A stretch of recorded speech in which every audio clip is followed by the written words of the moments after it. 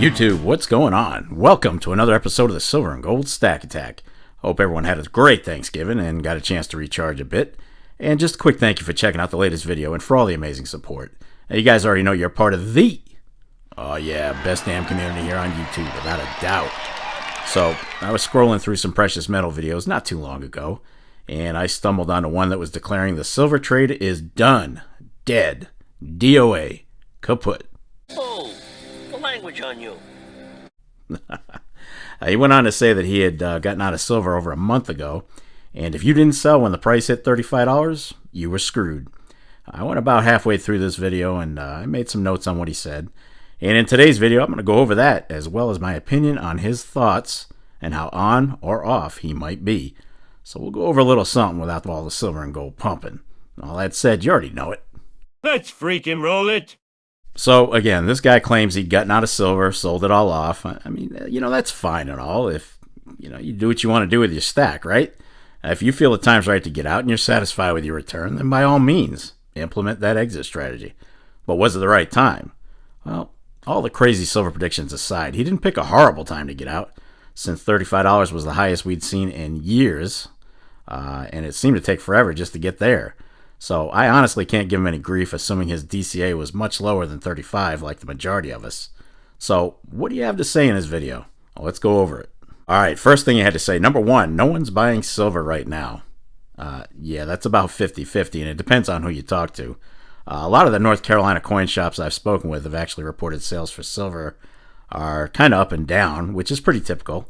The coin shows we went to had no shortage of buyers for both silver and gold. And the silver that's being sold the most seems to be bars and rounds, with folks avoiding eagles and high premium stuff. Now, for me personally, that's where I've kind of gravitated to since silver price went up. I've gone back to working on adding weight at the lowest cost. So I don't think silver sales are down per se. I just think the stackers are being more intelligent and a lot more discerning with what they're buying. Number two, when the price hit $35, that was the time to sell. Again, sure. I wouldn't fault anyone for getting out at that price, but I can promise you that sellers didn't actually see $35 for everything they sold. A lot of coin shops will buy from you at spot or just over for stuff like eagles and whatnot. For eagles, they'll go $2 over on average. But the rest, spot or back of spot for generics and whatnot. Maples, Britannias, Phils, Ruse, etc. Barely spot if you're lucky. And generics would definitely be back of spot by a couple of bucks at least. Still, even if you're able to get, say, $32 for your generics and your DCA was somewhere back in, let's say, the low 20s or less, you would have done just fine. You would have done just fine in a sale. It just really depends on your exit strategy and timing. Number three, it's going to take 10 years to see $40 silver. Again, his opinion, he's entitled to it. Personally, I think we'll see $40 silver in less than 10 years, so again, I'm not qualified to say we're going to hit $40. I'm just my personal opinion. So I'm not putting a whole lot of weight behind his claim. Now, when I check out my YouTube analytics, I like to see the age groups of folks who are watching, and most of them fall into my age group or a little older. So if silver were to hit $40 in 10 years, hey, I'm down. I am down. That's about the same time I'll be looking to implement my own exit strategy anyway. Even factoring loss of purchasing power of the dollar and inflation during that time, I'll still come out ahead. And that's why I don't look at my silver as an investment. It's not going to break my heart if I don't make a killing on it when I sell. You know what? It'll have done exactly what I intended it to do, though, and that's put money back into my pocket down the road, like a savings account would have, just more sound than dollars. Now, my investments are for my future. I've said this time and time again. My silver is for a savings account to trade in for something more tangible than dollars when the time comes, and that's real estate. I mean, yeah, I'll have to take cash for my metals, but it's going to get turned right back into land as soon as it hits my hand. Number four, silver's going to go back to $22 and under, then slowly build up again. Yeah, wash, rinse, repeat. Now, this one's a tough one because even when the price of silver shot up, I could always see in the back of my mind, and I think most of us agree, where it could just do what silver does, which is rise, fall back, stagnate, begin to climb again years later. Even sitting at over $30 right now, would it really surprise anyone to see that scenario take place? Now, the real question is this. Could it happen, or are high 20s and Low 30s here to stay until the next resistance break on the way to $40. Well, unfortunately, none of us have a crystal ball, and predicting where silver is going to go is about as easy as cutting a deal with the Godfather. I'm going to make him an offer he can't refuse. Number 5, silver shortages are just BS ways to get you to buy more. Well, you might be off on that one because silver supply versus demand has been operating at millions of ounces short for the last 3 to 4 years. It's proven. But let's qualify that. Just because, quote unquote, supply is short, and when we talk about supply, we're talking about silver that's been mined and sits above ground. Just because that's short doesn't necessarily indicate that the world is all of a sudden running out of silver. Yeah, we've all heard the U.S. Geological Society report that declared silver would be extinct by 2029. But that was back in 2015. More deposits have been found since then, and it's probably more of a matter of digging it up at a higher cost every year that goes by, of course, but it is there. But that doesn't mean that silver is infinite by any stretch. Remember, most silver is mined as a byproduct. It's a byproduct of mining copper and zinc mines.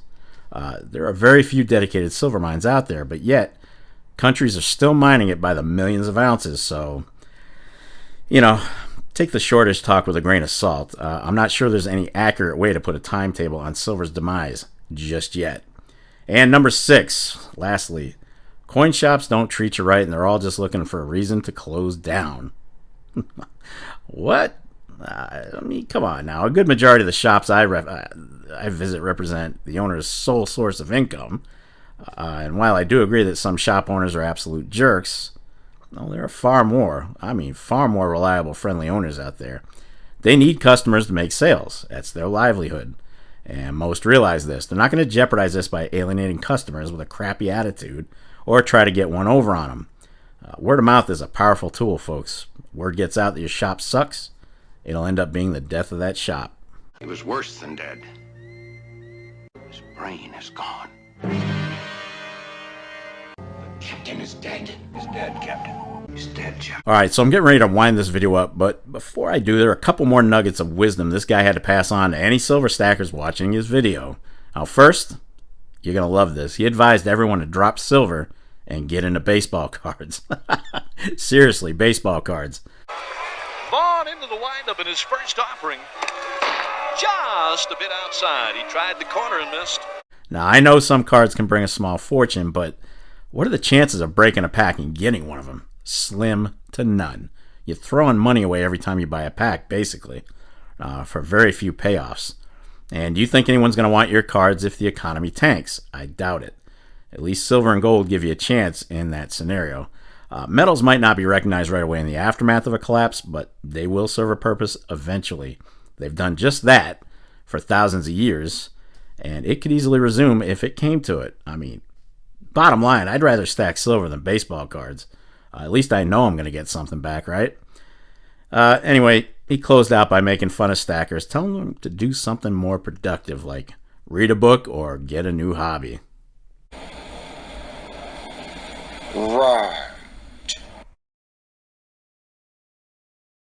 All right. There you have it, folks. So I can't tank on this guy too much. He did his own thing and sold when he thought the time was right. And good for him, right? Good on him. But telling everyone to drop silver for baseball cards, that was just, not too bright. Just remember that you started stacking for a reason. Stay the course, sell when you feel the time is right, and make your own decisions while tuning out the noise along the way. Just remember, you're trading a fading fiat for something that'll always have a tangible value, and that's silver and gold. A baseball card era, it already tanked once, and it'll do it again at some point. Just my opinion. Anyway, be sure to leave a comment down below and let me know what your thoughts are. You guys know I love going through them, so make sure you sound off. And that's going to wrap it up for this episode of the Silver and Gold Stack Attack. And if you made it this far, well, kudos to you. I'll definitely catch up with you in the next episode. But in the meantime, oh yeah, you know what's up. What do you want to do with your life? I want to stack.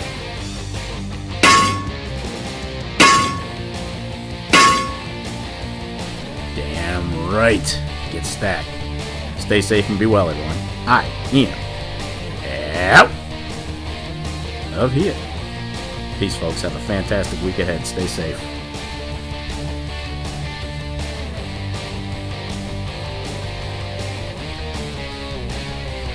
You're still here? It's over. Go home.